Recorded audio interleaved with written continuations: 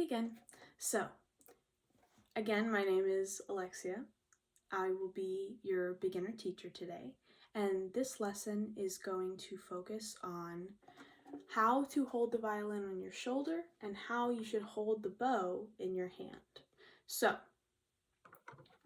let's take things a little bit at a time. We're going to start with how to hold your violin. So, you kind of want to push your hair back from your shoulder. The reason we want a shoulder rest on our violin is because if you notice this sort of shape it has here, it molds to my shoulder and my collarbone. It helps a lot with being comfortable and making sure there's enough space between your collarbone and your chin to where you can hold the violin comfortably. So, if you've been playing for longer like me, you can really hold the violin with no hands, but when you're starting out, just so that there's no chance that you would damage the instrument, don't try it until you feel completely comfortable. So, we're going to be holding the violin down here with our thumb under and these 4 fingers on top, which actually means that these 4 fingers right here are going to go in order of 1, 2, 3, and 4. So if I said, put down your first finger, you would put that finger down on the string. Then your second finger, then your third finger, then your fourth finger. So, these are going to be your 4 basic fingers that you're going to use in any sort of playing. Your thumb in piano might be considered 1, but here, the 1 starts with the pointer. Is it the pointer? I think that's the pointer. Okay, so, one thing you're going to take note of is how your left hand over here holds the violin. There is a thing we call serving pizza. Have you ever seen those servers in restaurants that carry around that big tray like this? So, we don't want to do this. If you can kind of see my hand over here, it's completely flat on the fingerboard. This is exactly what we don't want. This is because it causes our hand to tense up and it limits the range of motion of our hand. If you look here, this is more how we want to hold it. At any point, your teacher should be able to put 2 fingers in the palm of your hand even while you're playing. It's a little bit difficult to see from this angle. So, first thing to remember is don't serve pizza. Make sure that there's a space for at least 2 fingers on the inside of your palm while you're playing. Another thing to remember is think of the violin like a friend. You don't want to death grip your hand and choke your friend. So what you more want to think about is simply resting your hand here. See how my hand is very loose and open?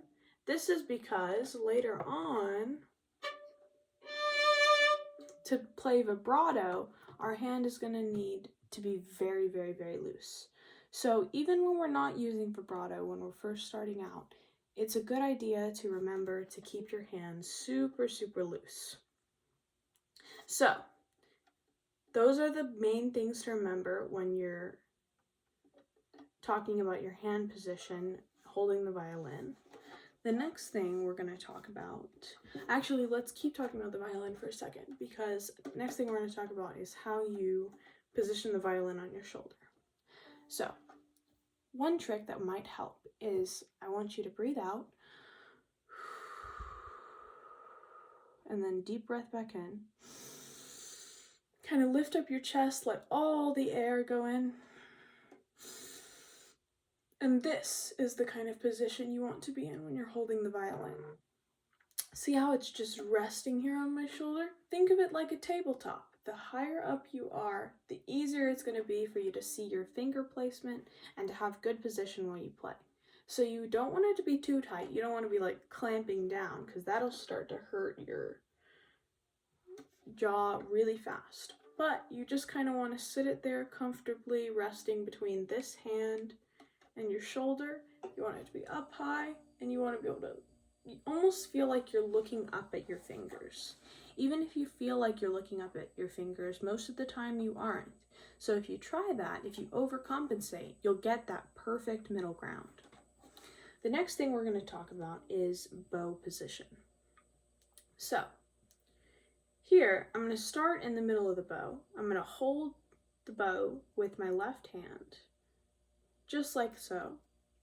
Make sure you're not touching the horsehair. And then with our right hand, our bow hand, I just kind of want you to plop your fingers on top. Then I want you to slide it down. You don't want your pinky to be all the way down here on the metal, kind of right above the eye of the frog. And then I want you to sit your pinky on top. And then I want you to place your thumb on the inside of your bow, right here, and let your other fingers just sort of drape on top. And this should be your bow hold. It'll feel a little bit weird at first, difficult for sure. There's a lot of things you want to pay attention to in your bow hold. One of them is your thumb. This is a good angle to see it. You don't want to flex your thumb in, because that's going to tense up your hand and make the whole thing harder. You always want to see that sort of bend in your thumb. Your pinky, you actually don't want to be jamming into the bow. You kind of just want it to be resting there. You should be able to kind of pop it up and down while you're playing. And these fingers, the farther they are down, the more it forces your pinky to get up into this really nice position. So think about that when you're playing. While it may feel hard on its own, remember that a lot of violin playing is just thinking about gravity. You really don't have to press your bow into the string to play. That just sounds bad.